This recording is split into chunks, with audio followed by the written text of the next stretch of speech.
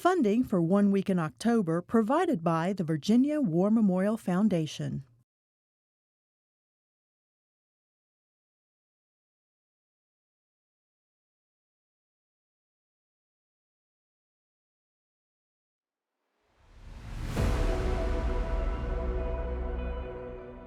October 1983, the United States military found itself engaged in two very different military conflicts, resulting in two very different outcomes.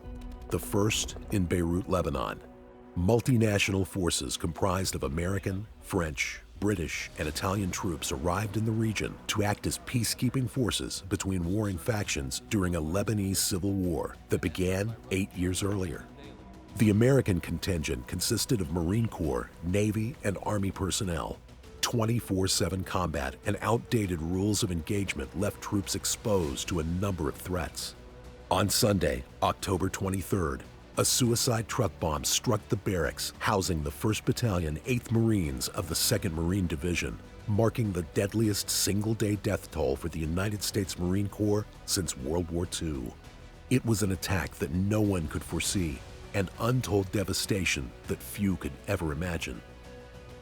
2 days after the tragedy in Beirut, a second conflict involving the U.S. military was underway more than 6,000 miles away on the island of Grenada in the southern Caribbean.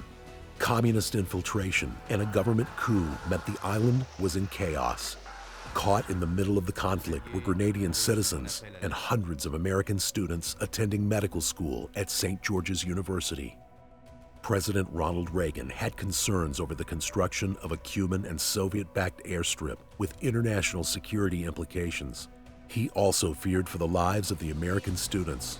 Acting on an appeal for help by Eastern Caribbean countries, he ordered a military intervention, evacuation, and occupation. Operation Urgent Fury launched in the early morning hours of October 25th. 1 week, 2 conflicts. Lives lost, heroes made, and countless lives forever changed. These are just some of the stories, as told by Virginia veterans, of their 1 week in October.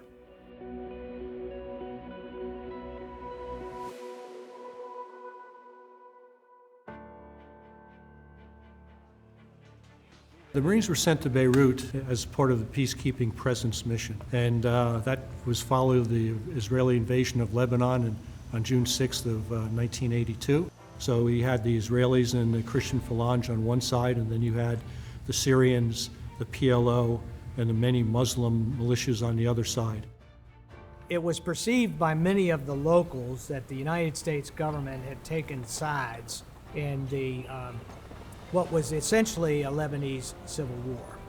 And the government of Lebanon was in many ways, in many areas, predominantly Christian, as opposed to Islamic or some of the other religions in the area. And so with the shift in that perception of who the United States was supporting, then the players there began to perceive the United States as an opponent to them and acting against their interest.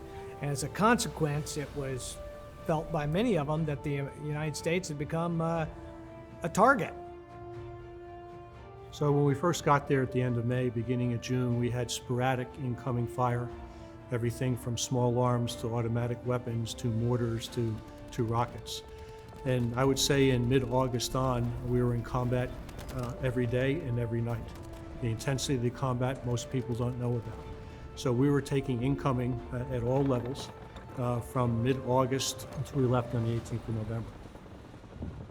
That was very frustrating because all we kept doing was taking incoming fire. And there's this famous sign, I'm sure it was in the periodicals, the Can't Shoot Back Saloon. It was one of the Marine positions out beyond the runway, east of the runway.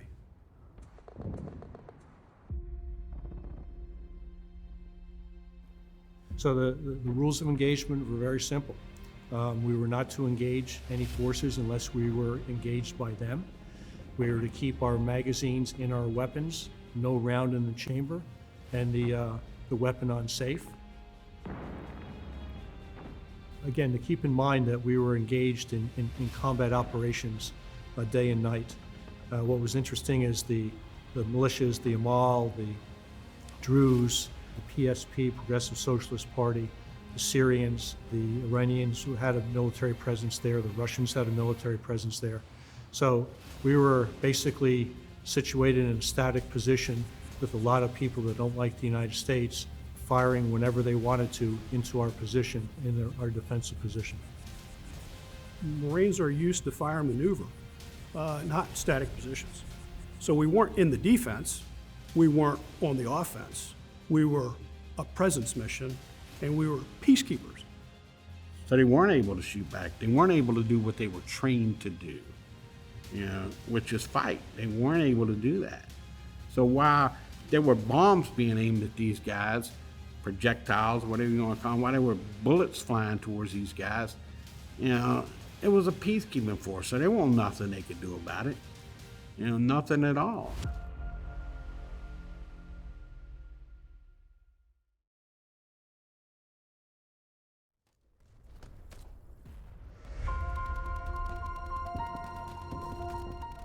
So we were taking incoming the night of the 22nd into the morning of the 23rd, as we usually were in Beirut. I was located on the southern perimeter of the airport, probably about 800 meters from the BLT headquarters, across from the runway. It was 6:22 in the morning. I was just getting up from my cot inside a bunker. We all lived in bunkers by that point in time because of the consistent combat operations that we were undergoing in a defensive static position. I went to sit up. I went to actually get up off my cot.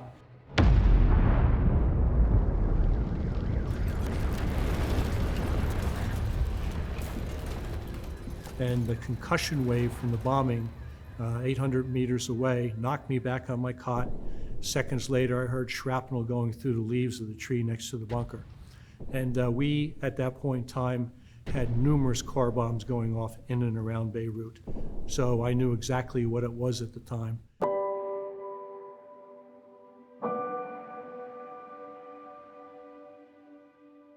Above the airport administration buildings was a huge black mushroom cloud emanating from where the headquarters building was.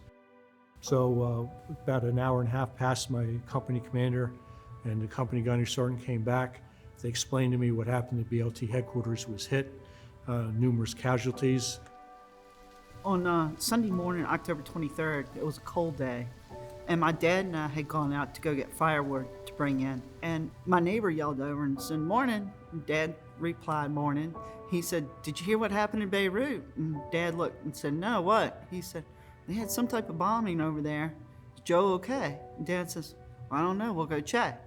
And then we went in and turned on TV and saw the buildings.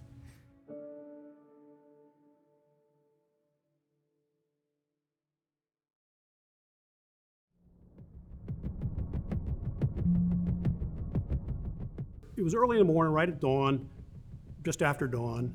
I was in my stateroom, right under the flight deck, and I probably heard an APU fire up, and I heard some activity on the flight deck, chocks and chains being dragged around.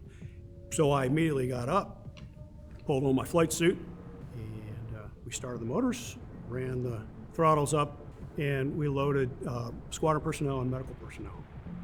The urgency of the situation was, it was unknown exactly what the situation was because no one could raise the 24 Mal on the radio from the ship. We were about 25 or 30 miles out. Line of sight radio traffic on the UHF should be no problem. All I could see and reported back to the FDO was a pillar of smoke. I could not raise the Mal on the UHF. I'll always remember was this eerie dead silence. And the only noise, per se, was a generator that I think was the only source of electricity for the Mal headquarters.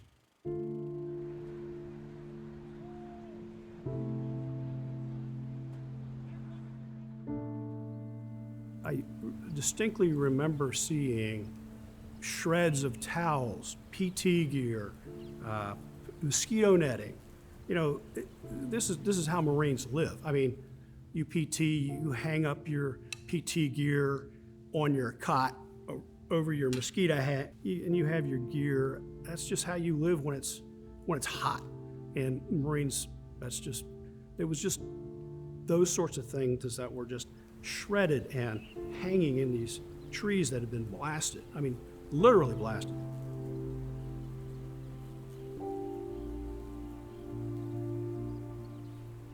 So we still weren't sure exactly if that was the building that Joe was in or if it was another building. So we didn't really know what was going on. But then as we started watching the news and more, we started to realize that it was the barracks the Marines were in. I know there are no words that can express our sorrow and grief over the loss of those splendid young men and the injury to so many others. I know there are no words also that can ease the burden of grief for the families of those young men. Likewise, there are no words to properly express our outrage, and I think the outrage of all Americans.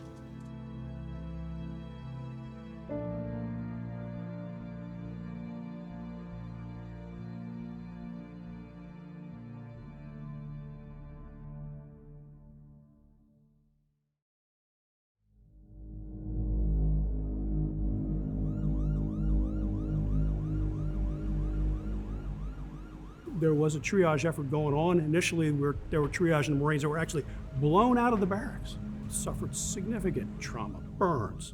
You know, of course, if you're going to be pushed out of a 4-story building and you land on asphalt and concrete, that leads to significant mortal injury. But they were the first Marines that medical personnel could get to. My job when I got out the helicopter was to support the Marines, but to go out and help dig into the concrete to find any remains or survivors. And once we got off the helicopter, that's when I knew I was very much in a zone of combat, because we started to hear small caliber rounds hitting the pavement. We were receiving sniper fire at the site. We were receiving incoming rocket and mortar fire, small arms and heavy machine gun fire. And that continued throughout the day during the rescue. That's when I started to not unravel, but more or less knew that I was in a place where I didn't want to be. And that's when my heart started to beat really fast. That's when I said to myself, I may not never come home. Anyone who did survive the initial blast succumbed to their wounds at that point in time. It was so difficult to get the cement, rebar, etc. off of. It was an effort that we were using. Initially, you used your hands for lack of anything else, or garden trowels, or small e-tools. The idea being that we didn't want to hurt anyone that was still in the rubble, but it became apparent that the Marines that were still there were deceased. The effort continued all day long, working the pile. The continual effort to make sure that Marines in the rubble were extracted, and I don't know, within 48 hours or 24 hours, I believe, that the Marines that were alive had been pulled from the rubble. There was a sense of shock, needless to say, to see the Marines that I had served with for the last few years, many of them dead, many of them in body parts, many of them still in the building, and we knew that they would not be coming out. It was tough, but we had a mission to do. And of course, on that morning, 220 Marines, 18 sailors, and 3 soldiers were killed. It was on the 4th day in the morning. I heard my mom scream, and I looked out the window and saw the chaplain, and we knew that Joe had passed.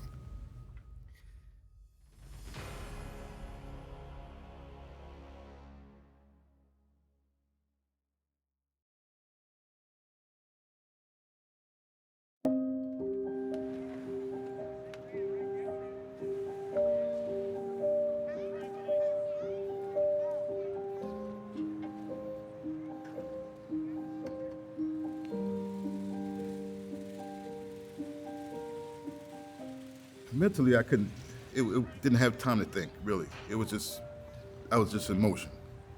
And seeing that, it did devastate me because I remember looking at other people's faces and, you know, it was, and one guy had to walk away because he couldn't stand it.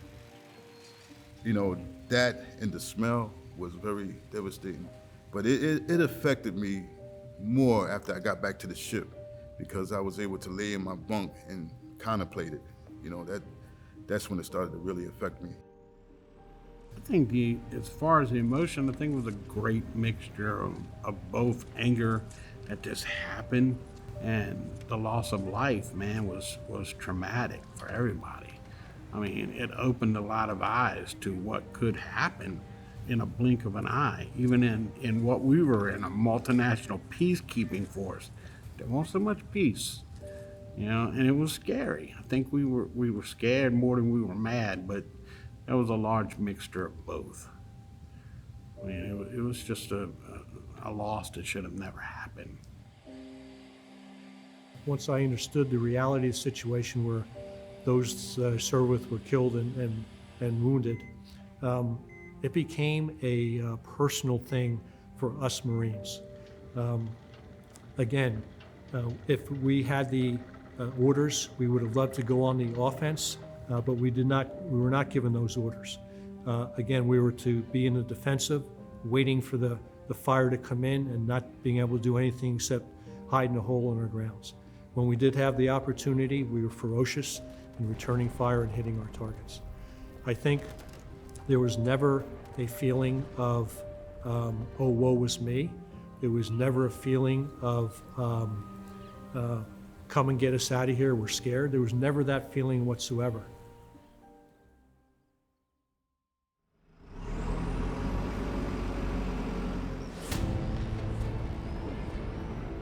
The lessons learned from Beirut, I guess, is preparedness. All this terrorism was brand new, and I think back then everybody thought, you know, all these peace missions we were on and everything was a piece of cake. And it turned out we were basically going into a country that everybody was attacking everybody. They all hated everybody until we got there, and then they seemed to all hate us. So we kind of walked into like a family feud.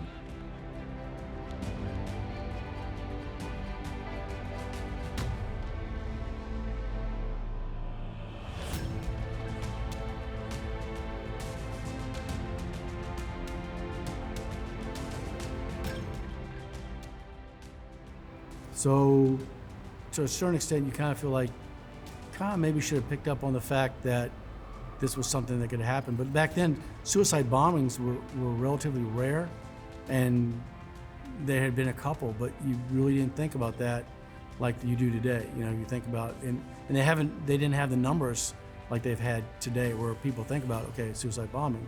Back then, you really didn't think about that. That wasn't really how things were done. The smoke had barely cleared in Beirut when just 2 days later, another major U.S. military operation was underway halfway around the world in Grenada, the largest of several island countries in the Windward Islands in the Caribbean Sea. While Grenada gained independence from the United Kingdom in 1974, a coup in 1979 by revolutionaries with Marxist leanings resulted in the suspension of the island's constitution and the detention of numerous political prisoners. By 1983, internal unrest within the party led to violent and deadly clashes, including the assassination of the country's popular Prime Minister, Maurice Bishop, and placing thousands of civilians in danger. A covert plea for help by the island's Governor General Paul Schoon and other Caribbean leaders prompted President Reagan to launch a full-scale military operation. The invasion was intended to not only help restore governance and protect a vulnerable airport location against Soviet military operations, but also to evacuate the more than 600 American students attending St. George's University. The Iran hostage crisis a few years earlier, in which 52 U.S. diplomats and citizens were held and then released from captivity after 444 days, was still fresh on the minds of most Americans. Determined to avoid a similar situation, President Reagan ordered the military to plan and swiftly execute Operation Urgent Fury. Let me repeat, the United States objectives are clear: to protect our own citizens, to facilitate the evacuation of those who want to leave and to help in the restoration of democratic institutions in Grenada.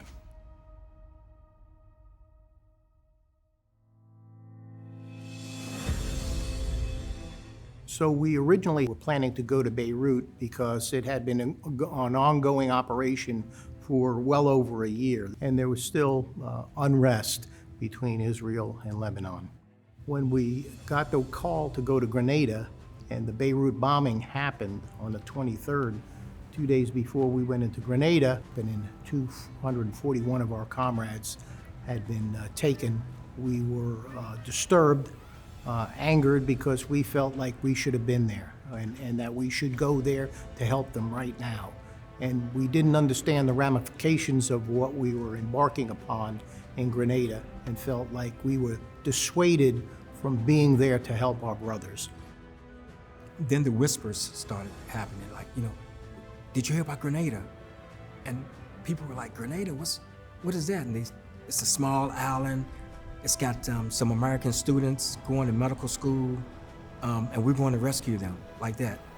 So we headed down there and held off the coast, and we're on the ship on the 23rd thinking that we may actually go in. But I got to back up and say that it cost me a steak dinner when we landed, because I made a bet with my company executive officer who said, "Sir, I think we're going in. I think we're going to go on and land on Grenada." I said, "No, John, we're not going to go." And I said, "I'll bet you a steak dinner we don't go." And I wound up buying him a steak dinner. And it got real quiet, real serious. We were explained to what needed to be done in Grenada and that it was important, we had to do it. But we were anxious to go to Beirut, Lebanon, and get a little payback maybe. Everybody. It's a very helpless feeling, but you have to take your orders, and there's somebody up there who's pulling the strings, and we're just taught to do our duty. So once we got to Grenada, we really didn't have time to think about Beirut.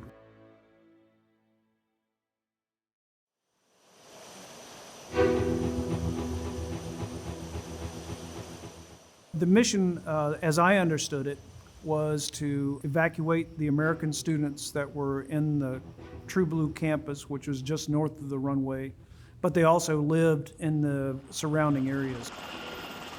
Our mission in Grenada was pretty straightforward: do landings to secure airfields to allow for follow-on forces, and then to secure the rescue of American citizens. There was a question about where we would actually pick them up, but our mission was to get them off of Grand Anse Beach and get them safely to Salinas. We were supposed to go in at the 02 in the morning. That got further delayed to 04 and then 05. And we also found out that our objective that we had planned for had been changed because Special Operations Forces and Rangers and the 82nd Airborne were also going to be part of this operation. They formed up in what they called a stick. It was 6 to 8 Marines with some light infantry, some with heavier weapons. And this young lad looked up at me. He was painted in the camouflage face paint, and he said, "I joined the Navy so I wouldn't have to do this." And I looked at him closely. He was a Navy corpsman, what the other services call a medic. The Marines don't have any of their own. They come from the Navy. So he was going ashore with the first waves of the assault. They went up and got in the helicopters, who took off in 3 waves, I think. And I just remember seeing their lights disappearing, and then their lights went out. They turned them off. Well, there they go. Godspeed. I was in the first wave to launch. I actually cycled back 3 times, twice back for fuel, the 3rd time back to pick up the troops. Then we gathered up, formed up, and we flew into Pearl's airfield. That's where we made our initial assault on the east side of the island with the Marines. For about an hour, it seemed as if nothing had happened. And then helicopters started coming back. Some simply to refuel, some to pick up the second wave for the assault, and some wounded already started coming aboard. It became obvious pretty quickly that, yes, they had met resistance. And the island was much more fortified than you would think a small country of that size would be or should be. And we learned over the next 2.5, 3 days that was it not only I think the right way to say it is Grenadine defense force that they had. There were a bunch of Cuban forces and some who looked to be either Eastern European or Russian were on the island.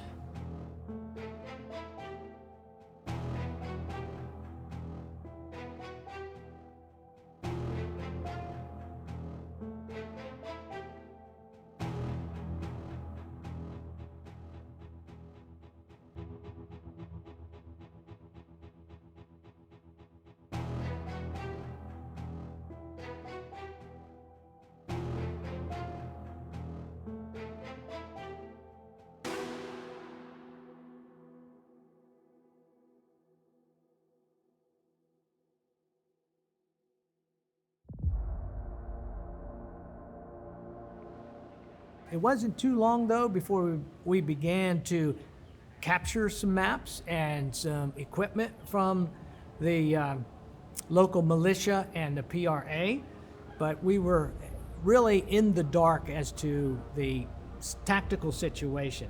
Our Marines were able to engage with the civilians, and we gained a whole lot of information from them as to who the military leaders were and military members were.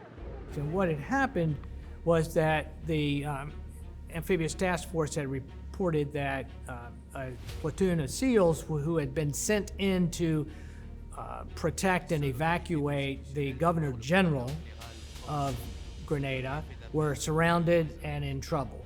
But they were surrounded by People's Revolutionary Army troops and BTR-60s. And I think they didn't feel comfortable trying to shoot their way out because they had this guy with them who they had to protect. When I was laying down on the ground in the prone position, I was laying next to a Vietnam veteran. And he told me, "It's gonna be okay. You're gonna be all right. I promise you. This ain't nothing. We're gonna go out, we're gonna do what we gotta do, and this is gonna be over before you know it." But we were the support platoon in case anything happened. And so we were just laying there waiting. That's when my life changed. That's when it was different.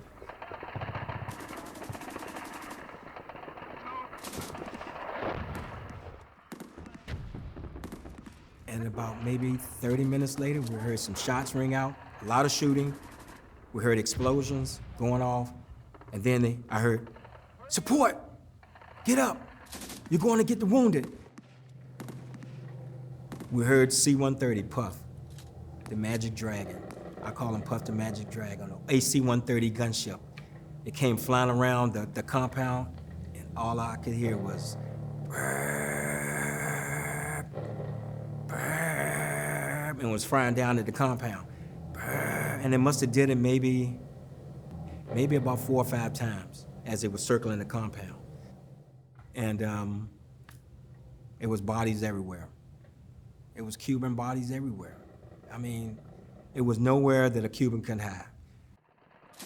And we went in, everything that moved, we were shooting at. I was scared. Yeah, I was scared. It was my first time ever being scared, and I was scared.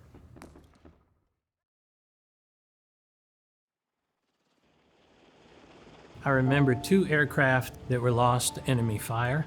They were Marine Cobras. On the first one, one of the pilots was later killed by the local troops. The other one was rescued, but was missing half his arm, where a bullet, anti-aircraft round had taken it off. The second helo was lost when it was coming in, providing support in a rescue attempt for the first helo. It was shot down and went in the ocean.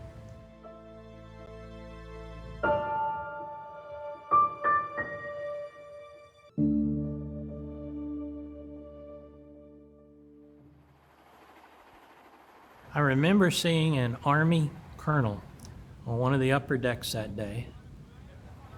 And he looked at me and he said, "You all right there?" I said, "Yes, sir. This is something." And he looked at me. This was on the first day, late in the first day. He said, "Yeah, there's been people killed today." It brings the realities of this type of thing in, and it's not pretty, and it's something that you can't train for. And that's why some people have a problem forgetting those sites, but I think that it helps us sometimes to remember those things, to push us on towards greater things and continued perseverance.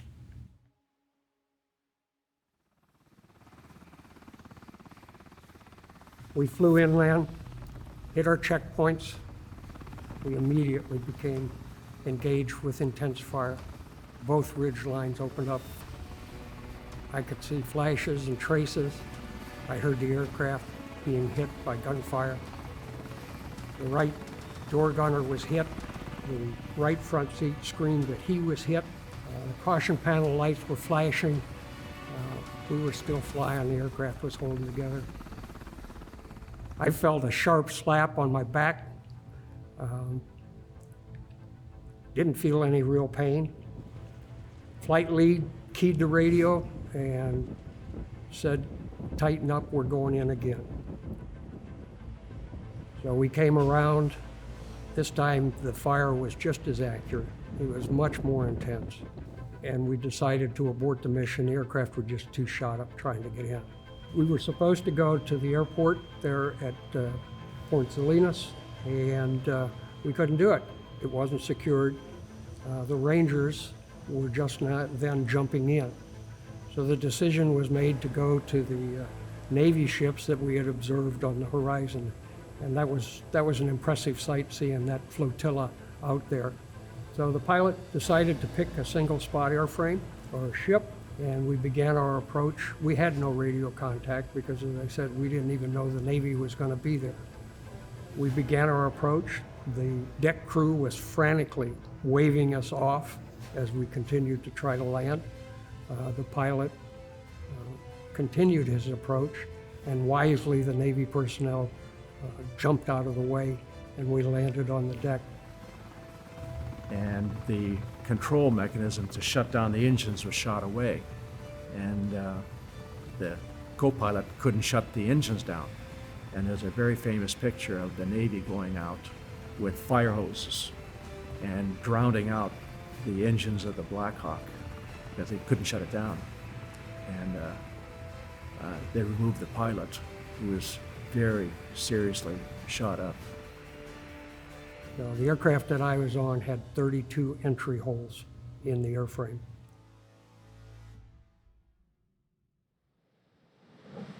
It's now about 7:30 in the morning. I'm laying on the deck of the USS Moose Brugger. We were transported by CH-46 to the Guam, where we were taken to the sick bay. It was sometime during the day that some of my soldiers came in to check on us to see how we were doing.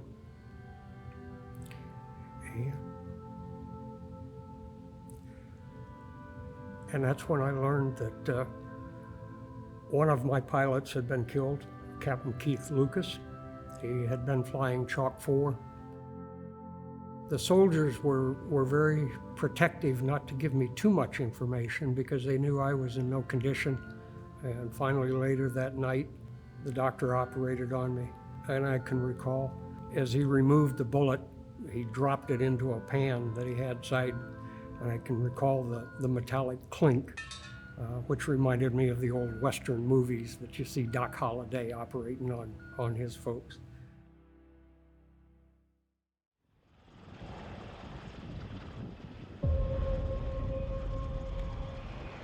One of the problems that we had, we didn't have enough intelligence on anything in Grenada. We didn't know who we were fighting, how many there were, what kind of weapons they had, and who we had to evacuate. Are you meeting stiff resistance? Over. We found out there were 2 campuses of medical school.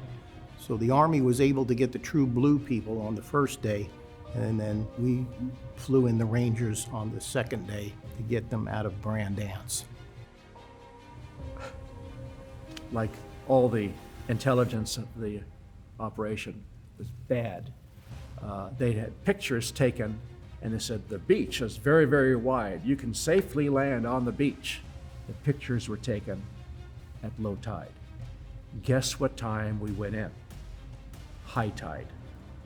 So the 46s went in, and of course when you pull power to control your rate of descent, all these palm trees are swaying this way. And the moment you land, you take power off, here come the palm trees. Aircraft 00 is hit by palm trees. Helicopters don't fly very well with half the rotor blades, so they had to shut down, and that aircraft had to be abandoned. My role in helping to evacuate the American students, I knew that there had already been a large portion of the students evacuated from the True Blue campus, which was north of the runway there in Point Salinas.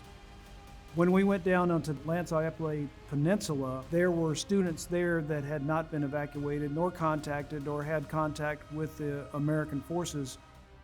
There had been a shoot-to-kill order issued by the government of Grenada when the coup happened and the assassination happened. So they were afraid to even leave their house. And they knew that there was activity going on. They could hear the fighting on the next peninsula over. They knew that things were happening over at the airport, but this one peninsula that had not been cleared yet. My role was to be part of the forces, and I think I was the lead force going on the peninsula that morning to contact the Americans that were there to tell them that there was additional evacuations occurring, and there was a place where the helicopters were going to land to get the students and then take them back over to the airport. And then from there, they would be loaded on American transport aircraft and gone back to the States.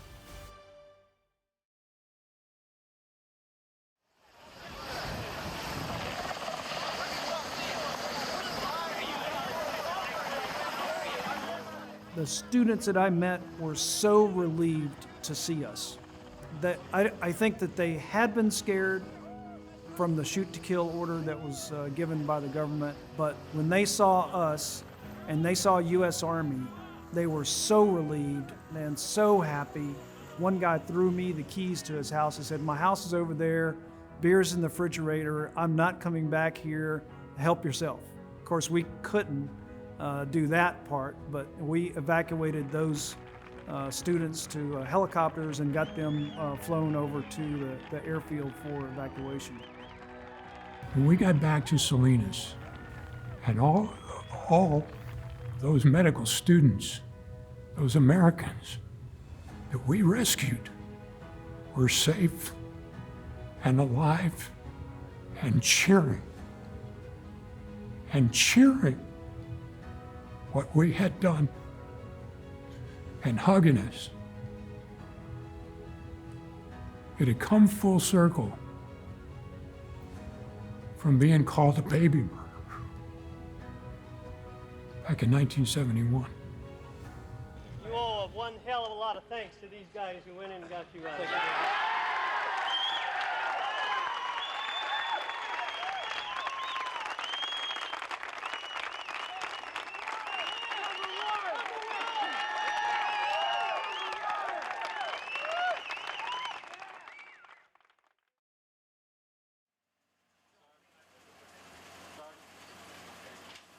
One thing we learned from Grenada, we didn't know how to talk to each other.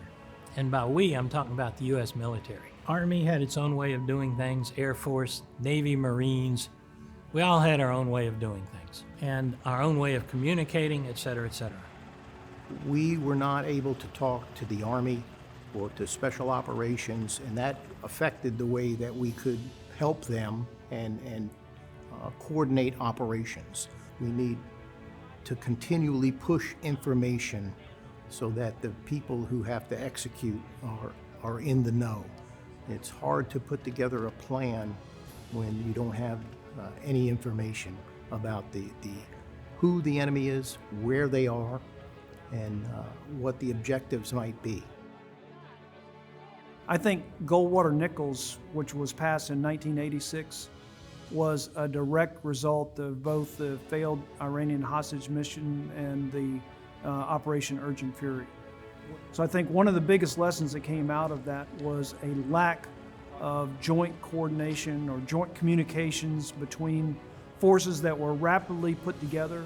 They got to be able to talk to each other, and they've got to be able to train together.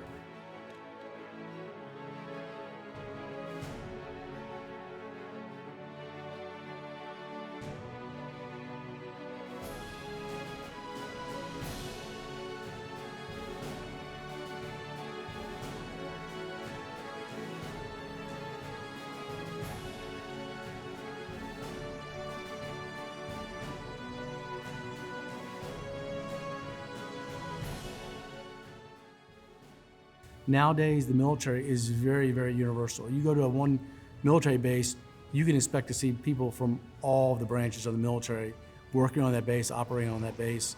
You know, there are commands that have Army units, Navy units, Air Force units, Coast Guard units all working together. It's a lot more common, and back then it really wasn't. So I think it's a lot better in many ways that everybody's kind of joining together and working together, sharing information and trying to accomplish, the common goal.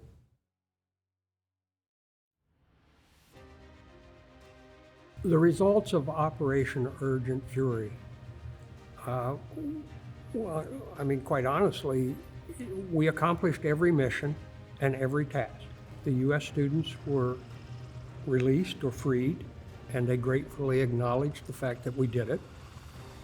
The communism was stemmed in the Caribbean, and the Grenadian people were freed of an oppressive, ruthless government. I think around day 28, the assault was on the 25th of October, and on the 28th we began doing mopping up operations. Things had quieted down. The Grenadian people themselves were just very appreciative to have us there and to be reestablishing some civility and peace in the region for their small island there. Tell Mr. Reagan all Grenadians are happy to know that he took this step in time to save our life, and may God bless him. I remember the Guam had circled the entire island, and those colorful flags that you see on ships' masts. I didn't know what they meant, but all these little flags flying.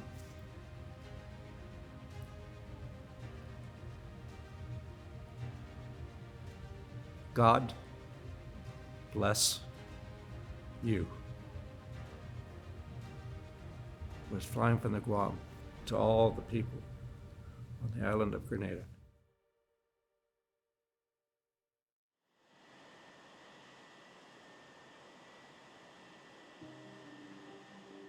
One of my memories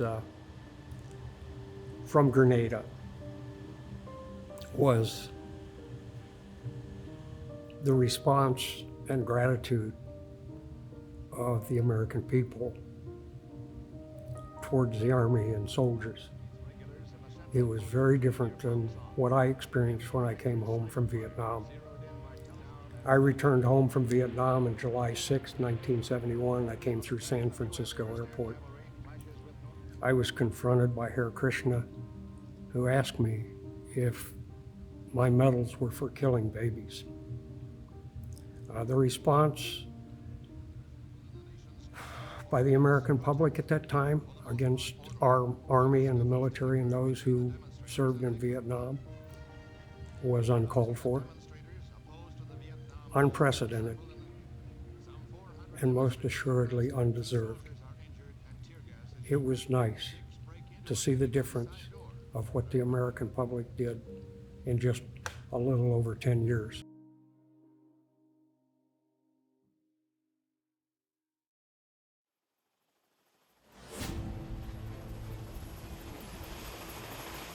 I was a young pilot, 25 at the time, and was not prepared for what I saw in this particular cruise in Grenada and Beirut.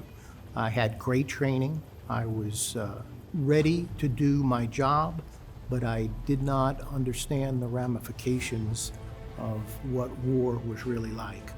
And once you have been in combat, it changes you. Someone once said that courage is not the absence of fear, but the persistence through fear. And I felt very much that that was a state of mind.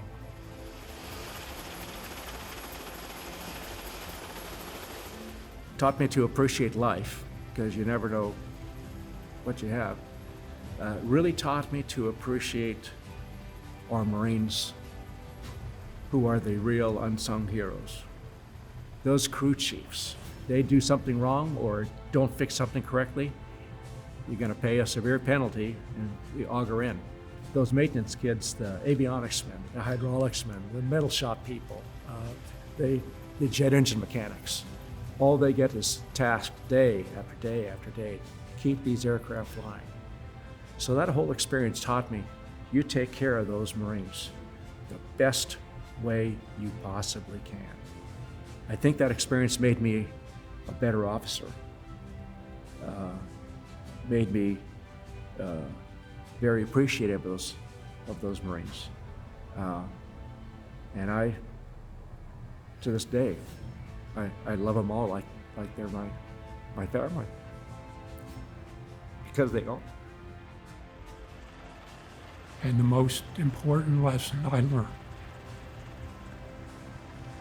was about saving and protecting Marines and American civilians, doing for others what they cannot do for themselves. I had a chance to live that, defend my country, and bring American citizens home safely.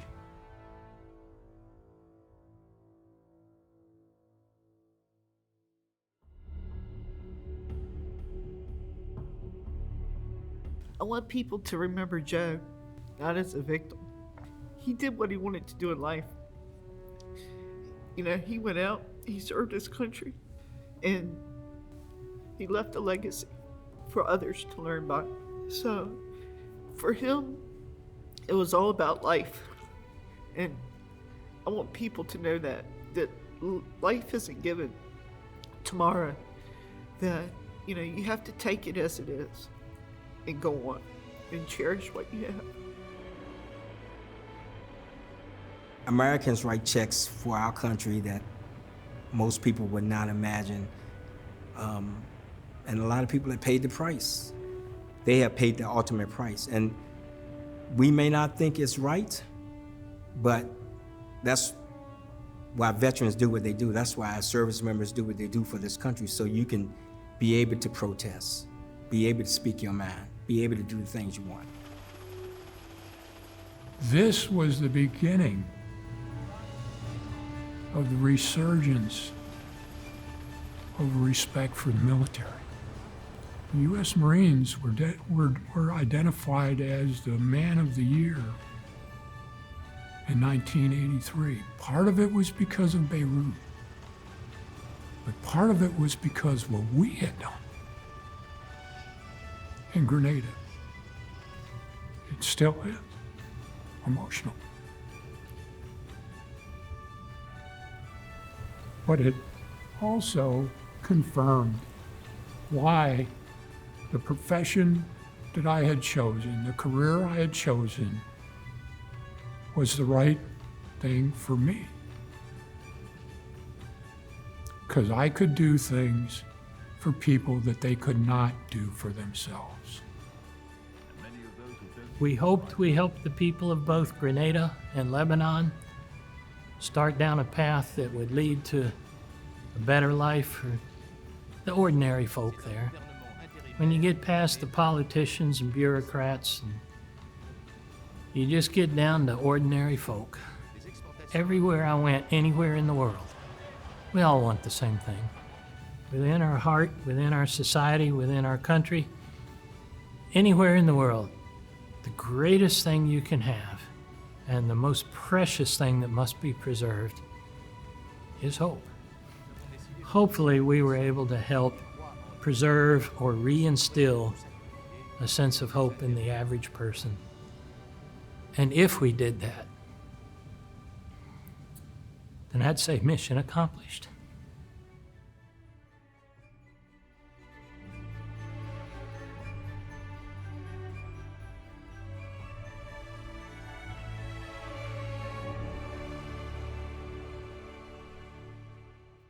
In Beirut, the Lebanese Civil War lasted 7 more years after the barracks bombing and concluded in 1990 after a national reconciliation. Parliamentary elections were held in 1992, although terrorism, armed conflicts, and civil unrest still exist today. In Grenada, democracy was restored shortly after the invasion, and a successful general election held in December 1984. To this day, Grenadians prefer the term intervention rather than invasion, and in 1986, a memorial was erected as an expression of gratitude to the United States and those who sacrificed their lives to liberate Grenada from potential communist rule. Time after time, conflict after conflict, American service members have risked and oftentimes given their lives to protect the rights and freedoms of others. In 1 week, 260 American service members lost their lives, 241 in the Beirut attack, 19 during Operation Urgent Fury in Grenada. Of those killed in action, 13 were Virginians. Their lives cut short, but their sense of duty and heroic efforts during their 1 week in October, never forgotten.